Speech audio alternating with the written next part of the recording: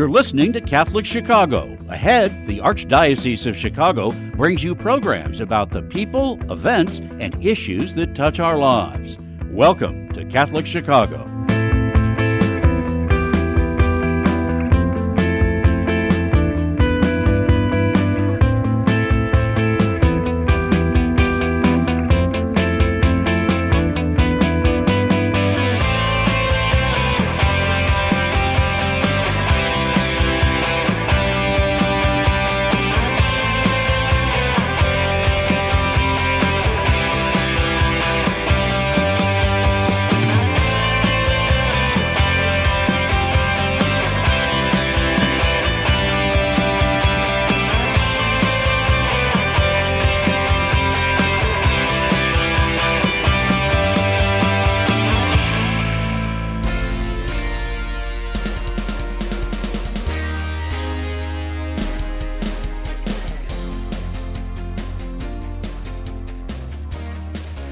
Good morning. This is Joyce Duriga. I'm editor of the Chicago Catholic, the Archdiocese newspaper, and this is Beyond the Headlines, where we take a closer look at the stories that we're publishing in the Catholic New World. The Chicago Catholic. We used to be called the Catholic New World. So today's guest, we have Anna Cirilli. She's the principal of St. Nicholas Ukrainian Catholic Cathedral School in Ukrainian Village. And as we're all been focused on what's been going on in Ukraine with Russia, her students and her staff, and they've really been in the thick of the local response to things going on with the invasion. So we welcome Anna today. Thanks for being with us. Thank you. So first I wanted to start off with you're welcoming you brought over some Ukrainian refugees as students. That's correct? Can you talk a little bit about that? Yeah, we typically have maybe one or two families join us from Ukraine each school year. We are 80% Ukrainian.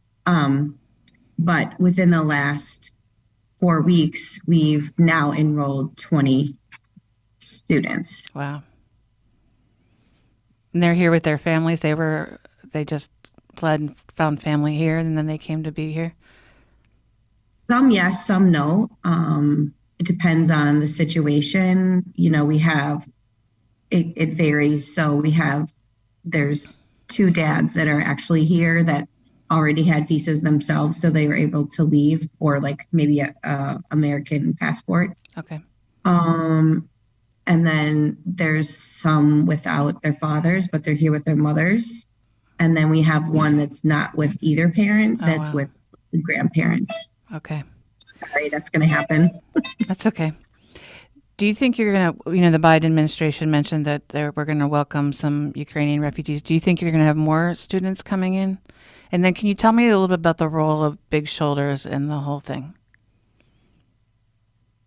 I know we're going to have students coming in, and I guess the hard part is going to be deciding like when we get to a point where we can't accept anymore, or if we have to slow down our acceptance. And like just today, I got news that there's another person coming today. So it's constantly, there's just people flowing in. And those are people that I believe already had visas in the works. I don't think that we're able to even get any of those refugees that he said that we'll be getting. So that will take some time. What has been the response of your students to the kids coming from Ukraine at this time? The students have been very welcoming and very supportive. At first, when the invasion happened, we didn't have like students coming from Ukraine yet. So that was a little bit different of trying to navigate like what that was like. And that was pretty traumatic. And so what we did was we immediately brought in a crisis counselor to work on social and emotional learning activities in the classroom to help students understand how to be empathetic and, able to accept new friends during this whole process, because now we have students constantly coming in.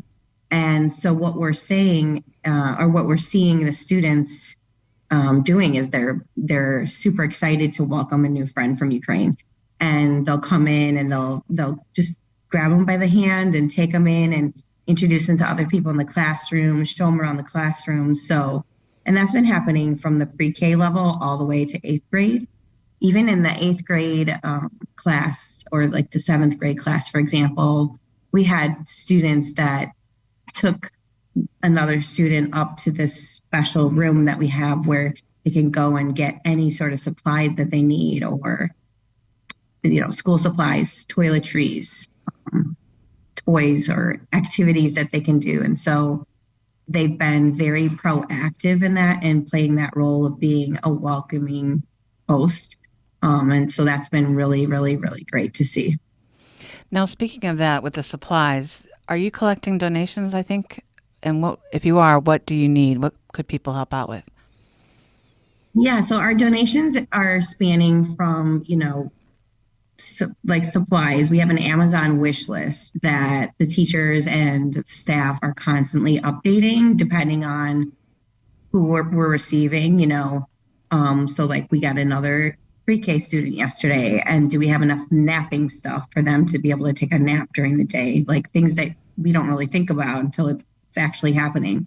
So that's constantly being updated with items that we can give the families right away.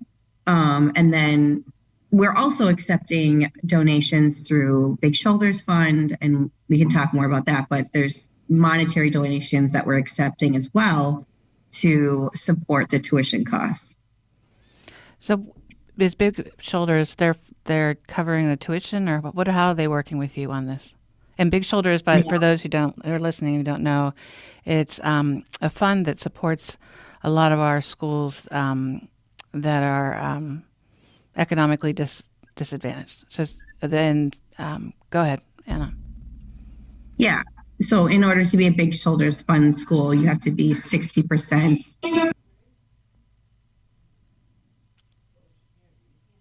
or below poverty level. Sorry. That's okay. School announcements? Yes, it is. I wasn't planning on all of this. It happens.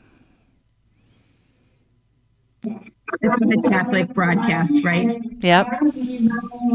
It's real life. I can mute this if you want to talk a little bit about Big Shoulders. Yeah. So Big Shoulders Fund, they'll do, some brick and mortar stuff. They'll provide scholarships. They've taken on more of a leadership roles in certain ones of our schools where they'll help with staffing, and that announcement came about a year or two ago right before the pandemic. So my understanding is that in this case, they're helping cover the tuition costs for the students coming from Ukraine. Yeah. So if you just tuned in, we're listening. Yeah, they are covering full tuition for the students as they come, and they'll cover tuition next year as well. Oh, that's really nice. So going back to, you mentioned the crisis counselor. What, when this first all happened, kind of what was the reaction of the students? I imagine it depends on the background and it depends on their age. And then how did you and the staff kind of take to address it? You mentioned bringing in a crisis counselor. How did that help? If you feel for these students that there might be confusion, there might be, there might be anger, sadness. O God, our Father, in the days to come, we beseech you to comfort the suffering, heal the wounded, and accept the souls of the faithful departed. We can still hear you, actually, so you can go ahead and talk. Okay. So we actually, through Big Shoulders Fund, had been working with a social and emotional expert, and we had started professional development for our staff. So those conversations were just recently in the works, and it worked out kind of perfectly that we had planned for a crisis counselor to eventually come into the school and work through these activities. So what she does is she'll do one-on-ones. Okay. She'll do one-on-ones for people that maybe are struggling personally with their situation, and she'll do one-on-ones for students and for teachers. So sometimes the teachers need the support as well, understanding what's going on, and then also understanding how to navigate all these different relationships in the classroom. And then she'll also do like small groups. So maybe there's a group of boys or like a group of girls and boys that are really struggling with their relationship. And maybe it's because of the conflict that they're seeing. And so she'll work on different activities just with a small group. And then she does the whole group activity to make sure that like the classroom relationships are strong, and, you know, that the kids are, it's okay to feel what they're feeling, you know, and they've talked about that, like identifying, one conversation was like identifying like what is Putin, who is Putin. Mm-hmm. So it's okay that you're mad about that. And you know, talking about like, it's okay that you're mad or scared, you know, that like the people that are here now, their families are over there. And so talking about that fear and what they're seeing with their parents, and you know, how to process that. And then also just, you know, now that we have friends coming in from Ukraine, that's a different subject to talk about. How do you welcome students, new people into your environment when, you know, they don't speak the same language as you, or because some of our students don't speak Ukrainian. So like, what is that like? And how can we help that person feel more comfortable at our school? So there's been a lot of, you know, different kinds of conversations that have come up in the last few weeks that range from like traumatic to fearful to angry, and then rejoicing the fact that like there are people coming here and we can accept them because we do kind of understand where they're coming from. And you mentioned before the broadcast that you have some students of Russian heritage, which might add a whole different dynamic to the issue. Yeah, in fact, some teachers hadn't really even noticed or like realized that until it came up in conversation. And so that just teaching the little kids, like, you know, name calling is not okay. And how can we just be supportive of each other with all of our differences? How can we understand how to treat others with respect? And again, empathy is a word that I constantly use because I think that's just a big one, of trying to understand what someone else is going through, because everyone's going through something right now, whether it be just standing by as like someone that's not experiencing this and trying to relate, versus someone that maybe just came from this, you know, very, very scary situation. Okay, we're going to take a quick break, and then we'll be back to talk with Anna Cirilli from the St. Nicholas Ukrainian Catholic Cathedral School. And this is Joyce Duriga, and we're listening. This is Beyond the Headlines for the Chicago Catholic. Thank you.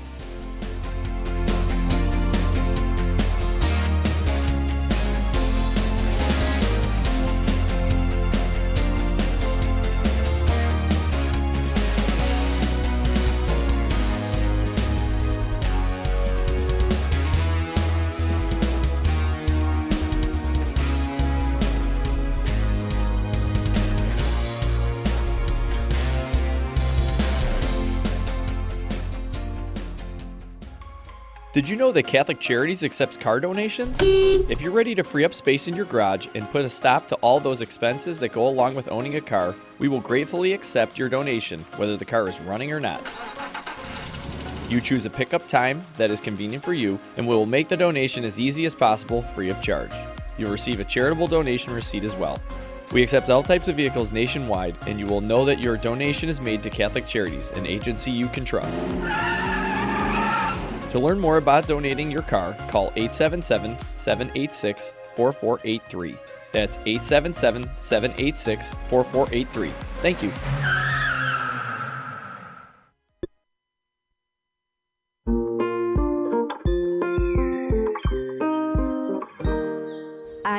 special. I feel great. I got good grades. We've seen a huge surge in our kids now meeting or exceeding grade level.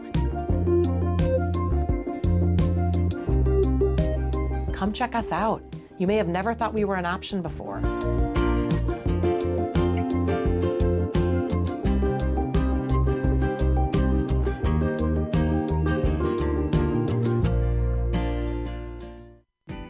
We are hiring. Catholic Charities of the Archdiocese of Chicago is looking for mission-driven individuals who want to help make a positive difference in the lives of people in need throughout Cook and Lake counties. Be part of a diverse, talented team of professionals in the largest human services organization in the Midwest.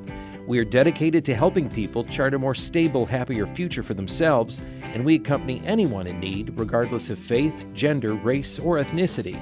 Competitive salaries and generous benefits add to the satisfaction you'll have every day knowing that you're helping us amplify our impact in Chicago. To see our list of employment opportunities, visit CatholicCharities.net.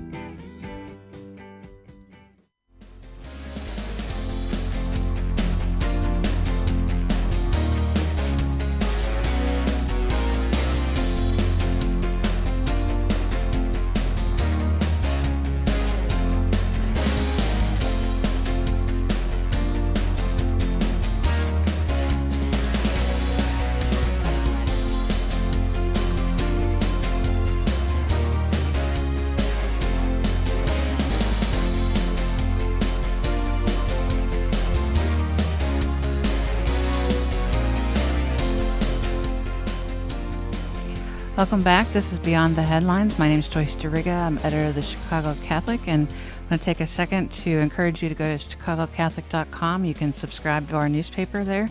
We come out every 2 weeks where it's $25 to support our mission. You can also follow us on social media and sign up for our free email newsletters. We come out 3 times a week. And especially right now, we've been covering a lot of what local Catholics are doing to help the folks in Ukraine and Poland and those who are here in Chicago. And we've also been sharing what the Pope has been saying about the invasion and Cardinal Cupich. And today we have Anna Cirilli. She's the principal at St. Nicholas Ukrainian Catholic School in Ukrainian Village, and they've been pretty active and at the epicenter of the local response to the invasion in Ukraine. And that's something that I think has been really neat. And I'm watching you guys is you turn to prayer real fast, right? And your kids, and you really turn to doing stuff. Can you share with some folks some of the things that you've done since the invasion happened? Well, that Wednesday night, I was watching it all unfold, and I didn't sleep that night. Wow. And my assistant principal texted me early in the morning, and she's like, I think we need to go to church. And I said, that is absolutely what we need to do. And so I called Father and I said, I don't know what else for us to do but to come to church to start our day off with prayer. And he said, absolutely. And so the church was full. I mean, there was people from the community that came in. There was parents there. That was definitely like the hardest morning as a principal that I've experienced, witnessing the pain and the sadness on the faces of parents as they were dropping off their students. So I thought it was, great that we decided to do that. And then from there, we had already been talking about doing a prayer vigil because the 8th graders had approached us and said that they felt helpless. They had been seeing these moments of Putin, his speeches.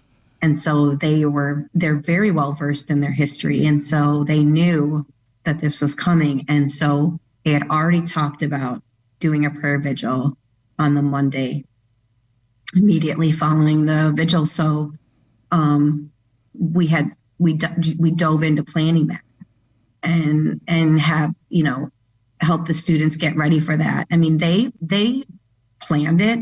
We were sort of there as supporters of what their vision was.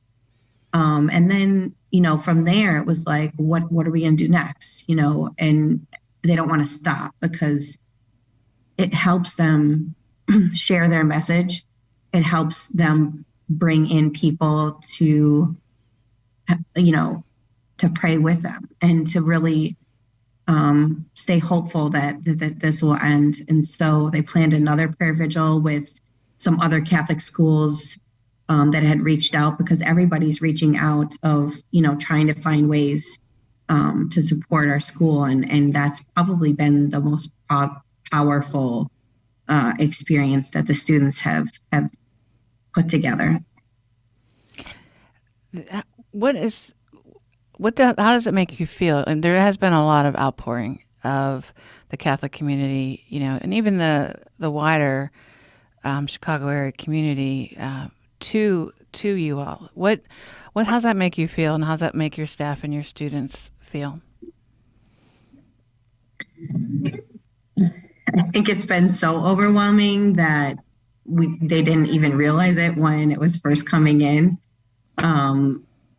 Overwhelming in a good sense, and especially that for them to put something on a wish list and then have it immediately being taken off was kind of like an eye-opener of how many people are out there that want to support our students coming in.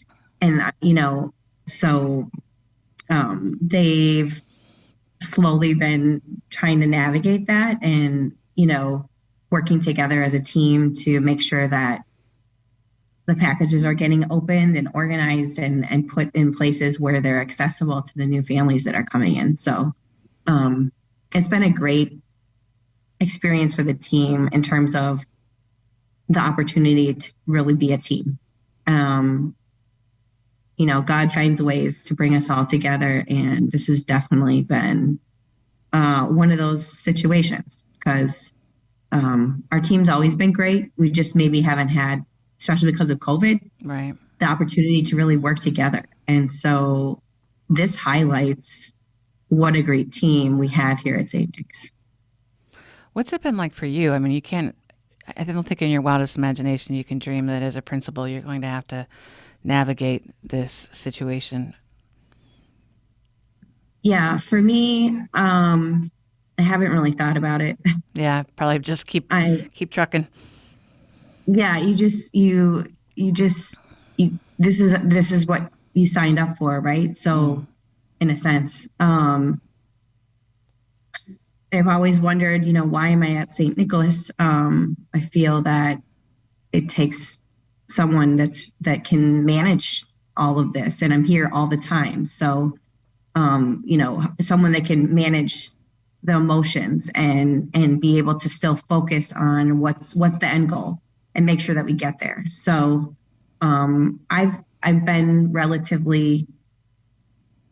so supported as well. So for me to say that it's just, me making all these decisions, that's absolutely not the case. We've had so many people reach out just to support me in this process. Wow. And like I said, my team has really stepped up to the plate. So there's some things I don't even have to focus on. I don't even have to worry about, because I know that they've got that.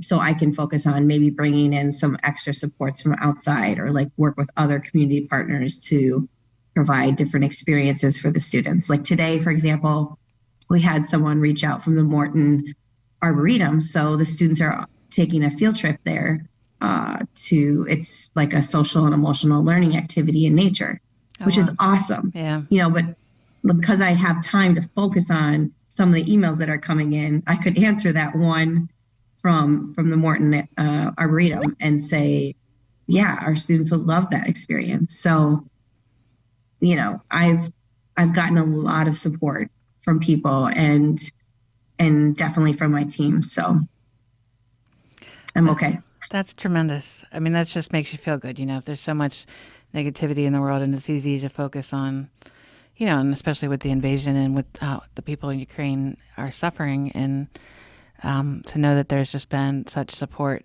given to you and your team and your students is, it's a wonderful thing to hear. It makes you, proud of humanity again. you guys participated in the consecration. We only have a couple minutes left, but on Friday, Pope Francis consecrated Ukraine and Russia and the whole of humanity to the Immaculate Heart of Mary. I got real, it just blows me away. I don't know how you felt about it, was that the Universal Church, and people might not understand that the Ukrainian Catholic Church is part of the Roman Catholic. It's one of our Eastern Rite churches. And so we were all praying together, all over the world and just praying for the same thing. And that universality really struck home with me. And what did you think about the whole situation and your kids? Because you all participated and you did a consecration. Was it at noon or something? I thought I saw. Yeah. So we started at 11, and that's when the Pope started the pre-service, and then the prayer was at noon. So we watched it together as a community, and the other part of that was the prayer vigil on the Monday before that was sort of a prep for other schools of hey, this is what we're doing. This is what the Pope has said that we need to do.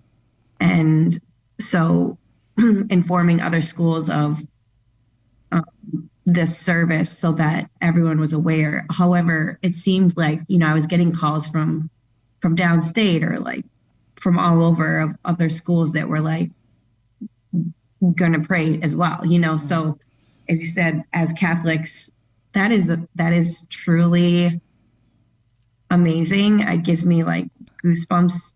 Me too. Talking about it, because I can't imagine that here we are in Chicago, and then in Rome this is happening, Fatima, and then I don't know if you noticed, but the patriarch in Ukraine was pictured. So really powerful, and we just pray that